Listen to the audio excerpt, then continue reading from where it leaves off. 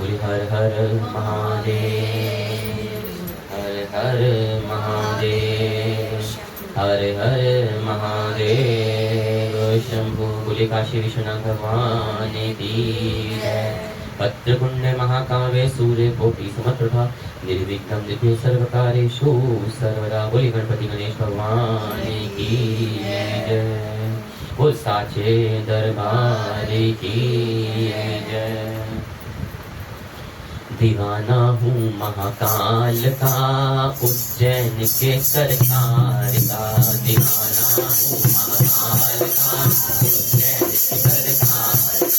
दीवाना हूँ महाकाल का, उज्जैन के सरकार का। दीवाना हूँ महाकाल। ओ बोले रामा मेरे हैं, मैं बेटा हूँ महाकाल का। बोले दीवाना हूँ महाकाल का, उज्जैन के सरकार का। दीवाना हूँ महाकाल का, उज्जैन के सरकार का। दरबार तेरे आऊँगा, तेरी भक्ति में रंग जाऊँगा।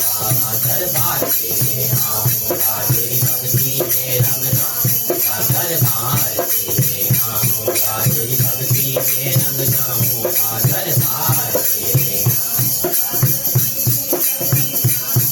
तो सब भक्तों के साथ मिलकर जय जयकार लगाऊंगा। सब भक्तों के सब भक्तों के साथ मिलकर जय जयकार लगाऊंगा। सब भक्तों के ना तेरा हो कोई काल का, ना माया ना जंजाल का। ना तेरा हो कोई काल का, ना माया ना जंजाल। ओ बोले बाबा मेरे हैं, मैं बेटा हूँ महाकाल का। बोले बाबा दीवाना हूँ महाकाल का, उज्जैन के सरकार का। दीवाना दीवाना हूँ महाकाल का, उज्जैन के सरकार का।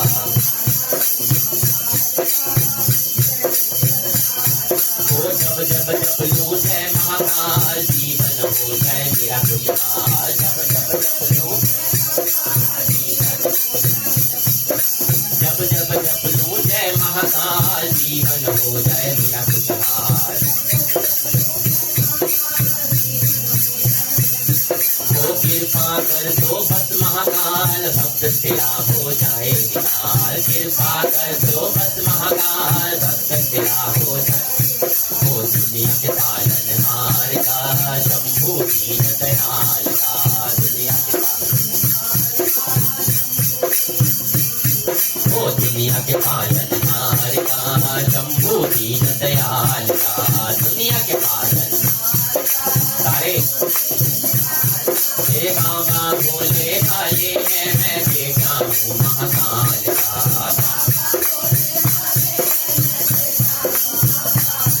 ओ दीवाना हूँ महाकाल का, उज्जैन के सरकार का। दीवाना हूँ महाकाल। हे बाबा भोले बाबा मैं बेटा हूँ महाकाल का। बाबा दीवाना हूँ महाकाल का, उज्जैन के सरकार का। दीवाना वो दुनिया से अब नहीं है माता, तू ही मेरा पिता है, तू ही माता। दुनिया से मेरा अब नहीं, तू ही पिता है, तू ही माता। दुनिया से अब नहीं है माता, तू ही पिता है। तो मुझको अब नहीं है माता, भक्त तेरा महाकाल माता। मुझको अब कुछ नहीं आता, भक्त तेरा महाकाल। अरे मुझको अब कुछ नहीं है माता, भक्त तेरा महाकाल दाता। वो जग में मेरे मान का रखता ध्यान लाल का। जग में मेरे मान का तू रखता ध्यान लाल का। दीवाना हूँ महाकाल का, उज्जैन के सरकार का। दीवाना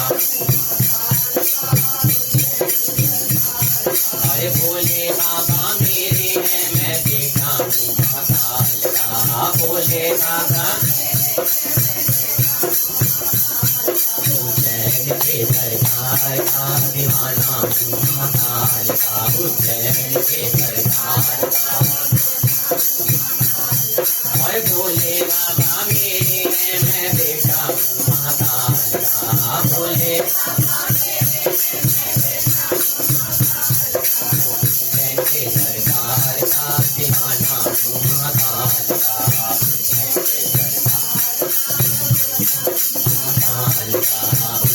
के सरकार का दीवाना हूँ महाकाल का,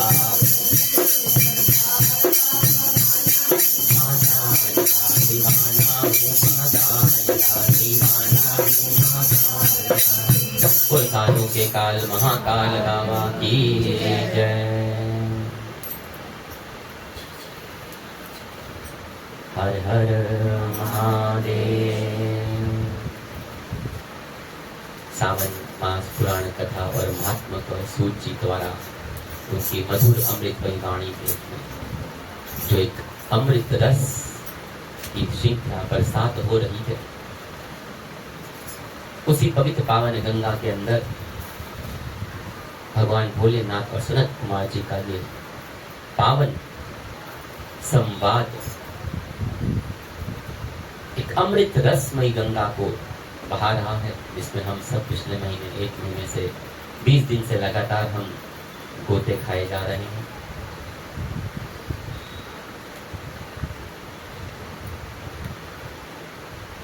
आज कथा का 21वां दिन और सनत कुमार जी से कल भोलेनाथ ने त्रयोदशी और चतुर्दशी तिथि का पे पढ़ने वाले व्रत कथाओं के बारे में वर्णन किया। उसके बाद मैंने सनत कुमार जी को बोला कि अब आप और क्या सुनना चाहते हैं, कहते कैसा है, क्या जानना चाहते हैं, कृपा मुझे बताइए। जगत कल्याण हेतु सनत कुमार जी बोलते हैं कि हे दयानिधि, आपने मुझे सब कुछ बताया। श्रावण मास में एक एक तिथि के बारे में, एक एक वार के बारे में, एक एक व्रत के बारे में, उत्सव के बारे में, उनका अनुष्ठान, नियम, उद्यापन, सब का विस्तार पूर्वक आपने मुझे वर्णन किया। हे शंभु, अब कृपा करके जो मेरी पिपासा और बढ़ती जा रही है, कृपा करके मुझे पूर्णमासी व्रत की विधि भी बता दीजिए, क्योंकि स्वामी इसका महात्म सुनने वालों की श्रवणेच्छा और बढ़ जाती है। श्रवणेच्छा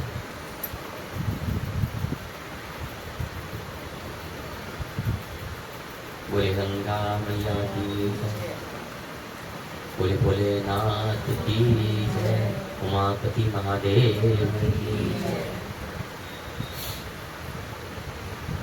उनके इस भाव को देख के भगवान शंकर कहते हैं, सनत कुमार, श्रावण मास में पूर्णिमा तिथि को उत्सर्जन तथा उपाक्रम संपन्न होते हैं।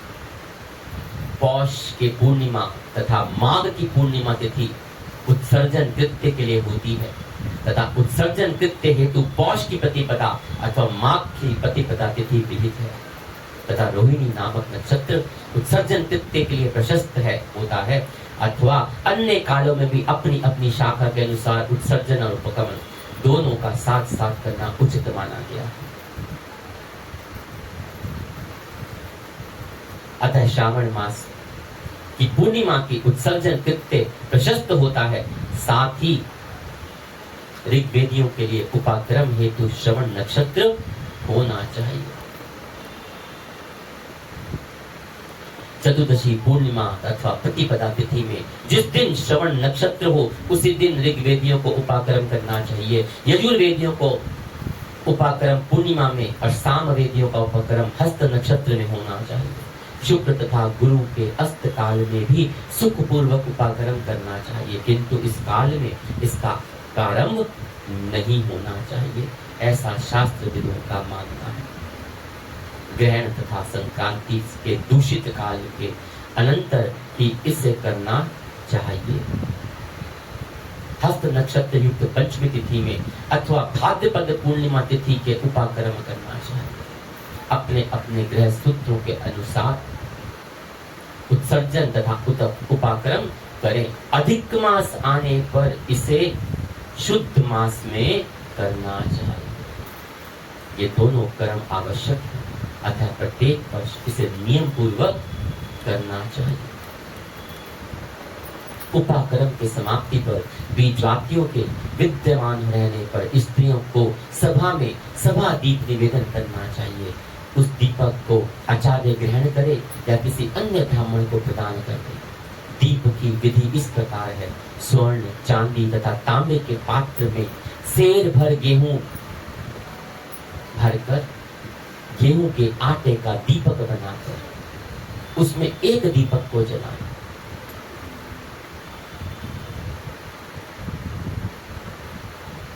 स्वर्ण, चांदी अथवा तांबे के पात्र में सेर भर गेहूं भरकर गेहूं के आटे का दीपक बनाकर उसमें उस दीपक को जलाएं। उस दीपक वह दीपक घी से अथवा तेल से भरा हो और 3 बत्तियों से युक्त हो। दक्षिणा तथा तांबूल सहित उस दीपक को ब्राह्मण को अर्पण कर देना चाहिए। दीपक की तथा विप्र की विधिवत पूजा करके निम्न मंत्र को बोलना चाहिए।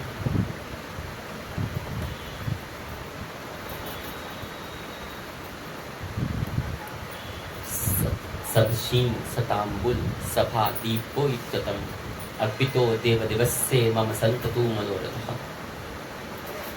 दक्षिणा तथा तांबुल से युक्त यह उत्तम सभा दीप में मैंने देव को निवेदित किया है।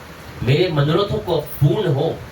सभा दीप प्रदान करने से पुत्र पौत्र आदि से युक्त कुल उज्ज्वलता को प्राप्त होता है और यश के समान के साथ निरंतर बढ़ता रहता है।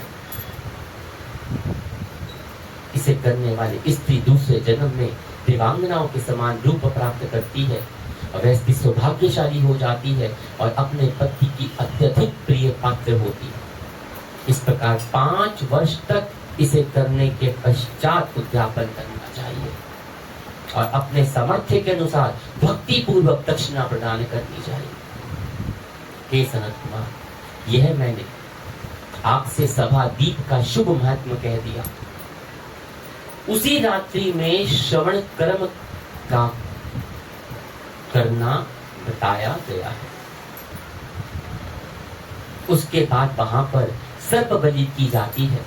अपना अपना गृह सूत्र देखकर ये दोनों ही कृत्यों को हमें संपूर्ण करने चाहिए। हयग्रीव के अवतार उस तिथि में कहा गया है, अतः उस तिथि पर हयग्रीव जयंती का महोत्सव मनाना चाहिए। उनकी उपासना करने वालों के लिए यह उत्सव नृत्य करना बताया गया। श्रावण पूर्णिमा के दिन श्रवण नक्षत्र में भगवान श्री हरि हयग्रीव के रूप में प्रकट हुए और सर्वप्रथम उन्होंने सभी पापों का नाश करने वाले साम वेद का गान किया।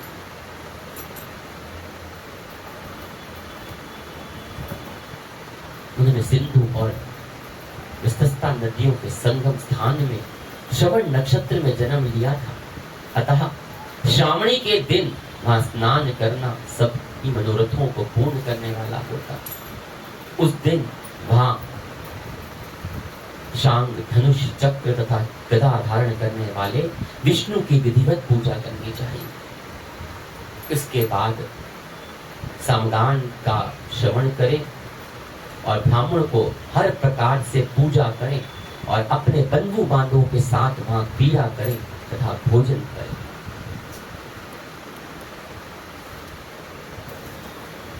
हयग्रीव जो है ये भगवान विष्णु के एक जो अवतार हुए हैं उनमें से एक अवतार माने गए हयग्रीव।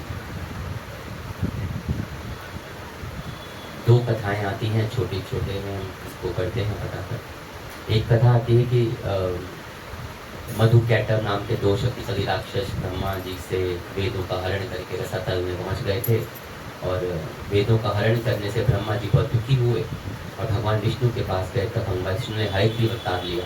उस अवतार से भगवान विष्णु की गर्दन और जो मुख था वो घोड़े समान हो गया, और बाकी शरीर जो था वो मनुष्य के जैसा था। और भगवान हयग्रीव रसतल में पहुंचे, मधुकैटभ का वध करके पुनः वेद भगवान ब्रह्मा को दे दिया। और एक कथा आई जाती है कि भगवान विष्णु देवी लक्ष्मी के सुंदर रूप को देखकर मुस्कुराने लगे। देवी लक्ष्मी को लगा कि वो ना उनकी हंसी उड़ा रहे, उनका मजाक उड़ा रहे, तो सोचो ने श्राप दे दिया कि आपका सिर धड़ से अलग हो जाए। और इसमें प्रभु की माया थी, वो भी बताने। तो विष्णु जी युद्ध करते करते बहुत थक गए, तो उन्होंने अपने धनुष की प्रत्यंचा चढ़ाकर धरती पर रख दिया और बाण की नोक पर अपना सिर रखकर योग निद्रा में सो गए। फिर हुआ कि दूसरी ओर हयग्रीव नाम का एक असुर महामाया का भयंकर तप कर रहा था, और भगवती ने उसे तामसी शक्ति के रूप में दर्शन दिए और कहा कि वर मांग लो।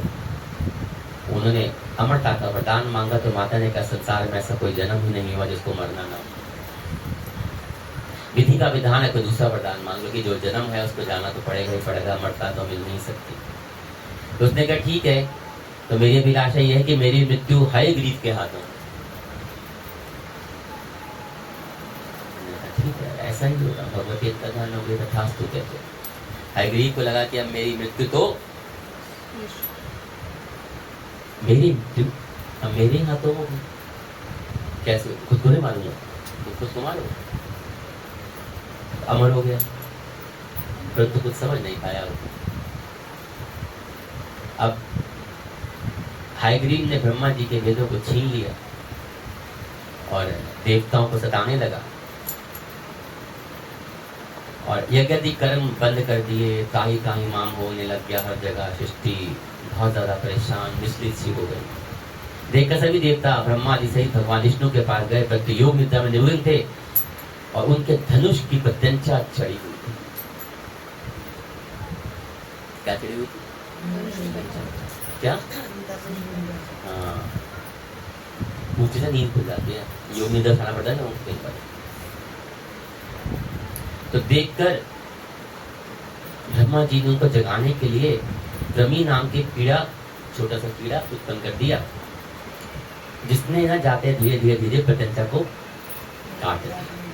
भयंकर टंकार हुई और विष्णु जी का मस्तक कटकर अदृश्य, बाण पर से रखा हुआ। देख कर सबसे दुखी हो गए। उन्होंने संकट को कि काल को माँ भगवती महामाया की स्तुति करी, फटाफट जगदम्बा शक्ति को याद किया और भगवती प्रकट हुई और उन्हें कहा चिंता मत करो, ब्रह्मा जी घोड़े का मस्तक काट कर भगवान के सिर धड़ से जोड़ दें, इसे भगवान का हयग्रीव अवतार होगा। वैसे ही उन्होंने किया और प्रभु का हयग्रीव अवतार हुआ और उसी से दुष्ट हयग्रीव दैत्य का वध हुआ। दोनों, हयग्रीव दैत्य भी था, उसी दैत्य को मारने के लिए हयग्रीव अवतार। भगवती के इस कथनानुसार उसी क्षण ब्रह्मा जी ने घोड़े का मस्तक उतारकर भगवान के घर से जोड़ दिया और भगवती की माया से उसी क्षण भगवान विष्णु ने हयग्रीव अवतार धारण किया। फिर भगवान विष्णु ने अपने उसी अवतार में हयग्रीव नामक दैत्य से युद्ध करने पहुंच गए और अंत में भगवान के हाथों हयग्रीव की मृत्यु हो गई और हयग्रीव को मारकर भगवान ने वेदों को पुनः ब्रह्मा जी को समर्पित कर दिया और देवताओं और मुनियों को संकट से मुक्ति प्रदान की। वो हयग्रीव भगवान की जय।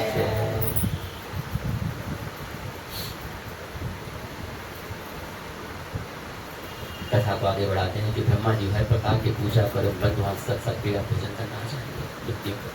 स्त्रियों को चाहिए कि उत्तम पति प्राप्त करने के लिए उद्देश्य से जल क्रीड़ा करें। उस दिन अपने अपने देश में तथा घर में इस महोत्सव को मनाना चाहिए तथा हयग्रीव की पूजा करनी चाहिए और उनके मंत्र का जाप करना चाहिए। यह मंत्र इस प्रकार की, यदि मैं प्रणव तथा उसके बाद नमः शब्द लगाकर बाद में भगवते धर्माय जोड़कर उसके भी बाद में आत्मविशोधन शब्द को चतुर्दशी विभक्ति आत्मविशोधनाय लगाना चाहिए। अतः अंत में पुनः नमः शब्द प्रयुक्त करके 18 अक्षरों वाला ओम नमो भगवते धर्माय आत्मविशोधनाय नमः मंत्र बनता है। इस मंत्र सभी सिद्धियां प्राप्त करने वाला तथा छयों प्रयोगों को सिद्ध करने वाला है। इस मंत्र का पुण्य चरण 18 लाख अथवा 18,000 जप है। 18 लाख का जप है, इसे सिद्ध करने के 18,000 जप। कलयुग में इसका पुण्य चरण इससे भी 4 गुना जप होना चाहिए। कलयुग में इसका 4 गुना जप होगा, तब ये जाके पुण्य चरण का। वो है गरीब भगवान की जय।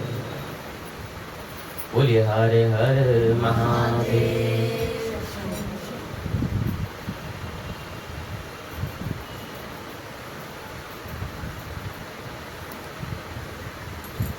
इस प्रकार करने पर हरिग्रीव प्रसन्न होकर उत्तम वांछित फल प्रदान करते हैं। इसी पूर्णिमा के दिन रक्षा बंधन भी मनाया जाता है, जो सभी रोगों को दूर करने वाला तथा सभी अशुभों का नाश करने वाला है। हे मुनि श्रेष्ठ, इसी प्रसंग में एक प्राचीन इतिहास सुनिए कि इंद्र की विजय प्राप्ति के लिए इंद्राणी ने जो किया था, उसको मैं आपको बता रहा हूँ।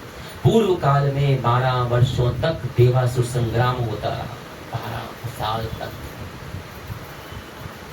तब इंद्र को थका हुआ देखकर देवी इंद्राणी को चिंता हुई, तो उसने सुरेंद्र से कहा कि हे देव, आज चतुर्दशी तिथि का दिन है, प्रातः होने पर सब ठीक हो जाएगा।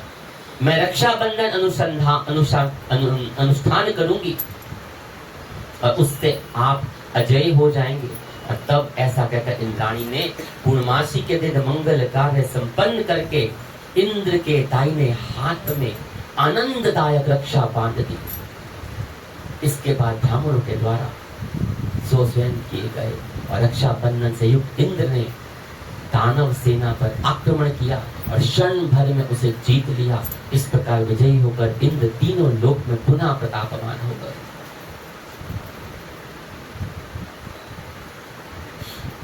किसने बांधा रक्षा सूत्र? किसको बांधा? कौन था वो? ये रक्षा बंधन भाई बहनों के अलावा सबके रक्षा सूत्र के तौर पर रक्षा कवच है, और तभी से ये रक्षा बंधन प्रचलित हुआ।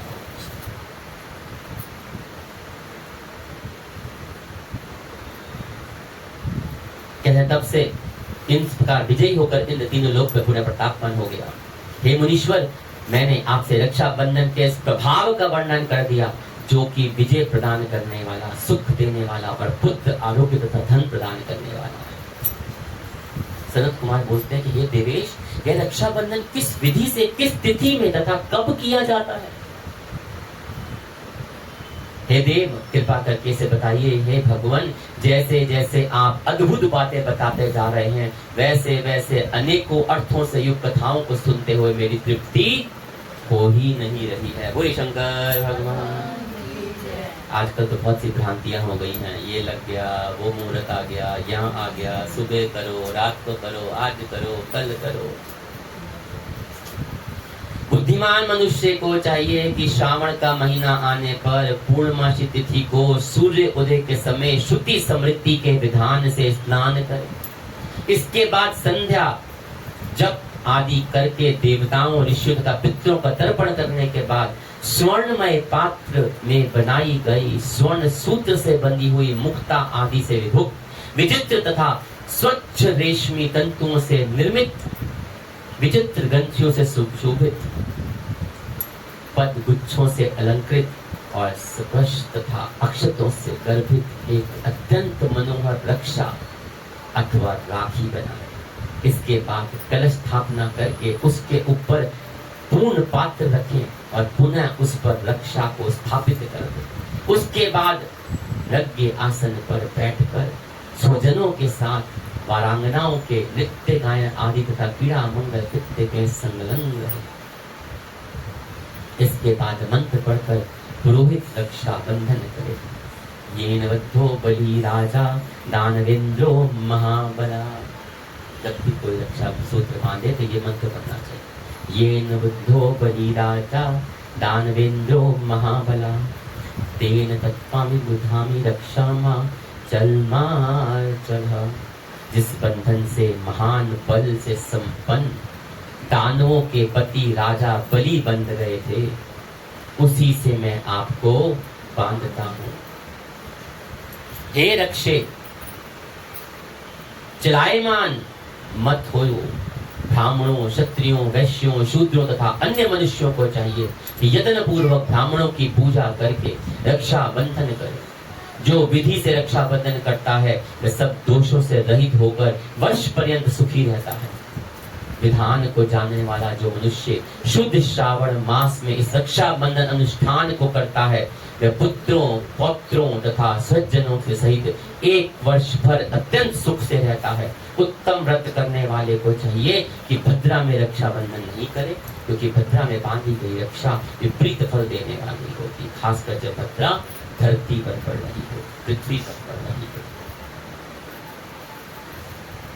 इस प्रकार भगवान शंकर ने रक्षा बंधन का, पूर्णमासी का, इस व्रत का, नियम का पालन अनुष्ठान में बताया।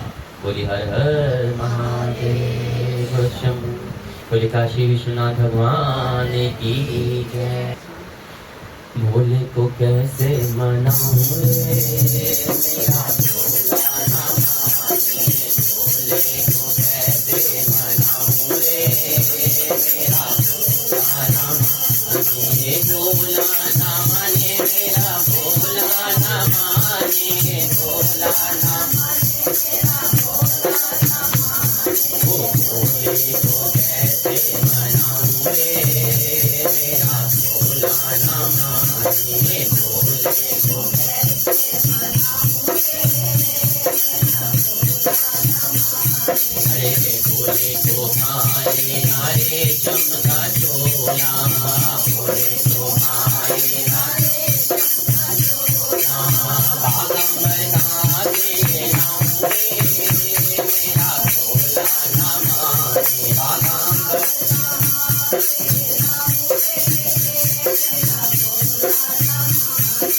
भोले को कैसे मनाऊं रे मेरा भोला ना माने, भोले को कैसे मनाऊं मेरे भोले को भाए ना लड्डू ना पेड़ा, भोले को भाए ना मेरा भांग कहाँ से लाऊं रे मेरा भोला ना माने,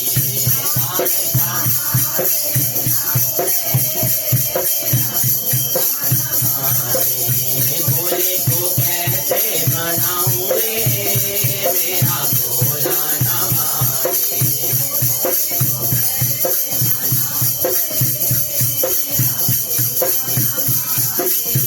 भोले को भाए ना ढोलक मंजीरा, भोले को भाए ना ढोलक डमरू कहाँ से लाऊं रे मेरा भोला ना माने, डमरू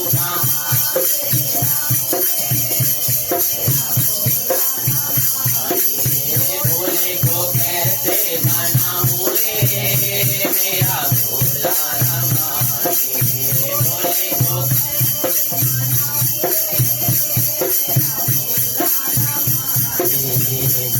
को भाए ना हाथी ना घोड़ा, भोले को भाए ना घोड़ा, नंदी कहाँ से लाऊं रे मेरा भोला ना माने, नंदी कहाँ से लाऊं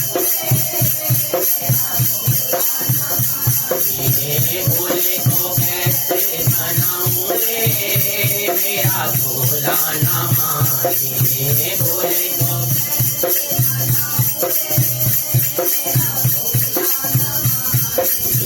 भोले को कैसे मनाऊं रे मेरा भोला ना माने, भोले को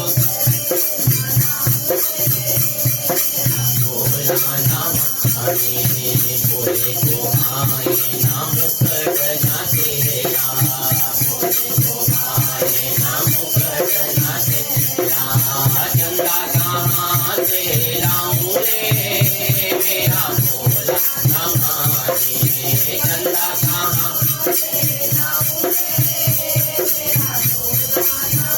माने, भोले को कैसे मनाऊं रे, मेरा भोला न माने, भोले को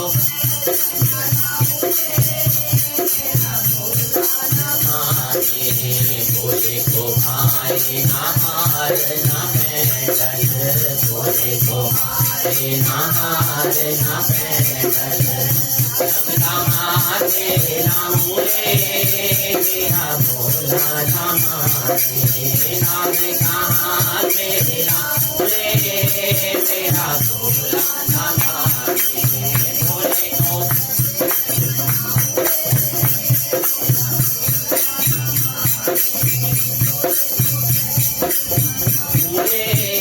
मेरा भोला न माने, भोला न माने, मेरा शंभू न माने, भोला न माने, मेरा शंभू न माने, भोले को कैसे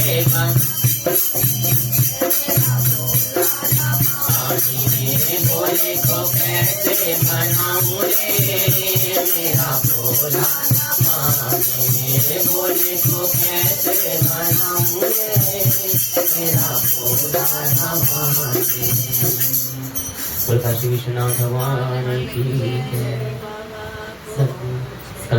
स्कंद पुराणों के वर्णन अंतर्गत सूर्य के बुखार वजह से सुंदर अमृतमयी रसामयी कथा, इसमें भगवान भोलेनाथ और सनत कुमार जी का संवाद श्रावण मास महात्म के रूप में हम सबको सुनाई दे रहा है। जगत कल्याण हेतु उसी श्रृंखला में आज उपाकर्मोत्तर्जन श्रवण क्रम सर्वबली सपादीप हयग्रीव कथा जयंती और रक्षाबंधन विधि कथन कथा व्रत अनुष्ठान और त्यापन विधि को आज 21वां अध्याय पूर्ण होता है। तो ये हर हर महादेव, हर हर महादेव, हर हर महादेव शंभू। बोले काशी विश्वनाथ भगवान की जय।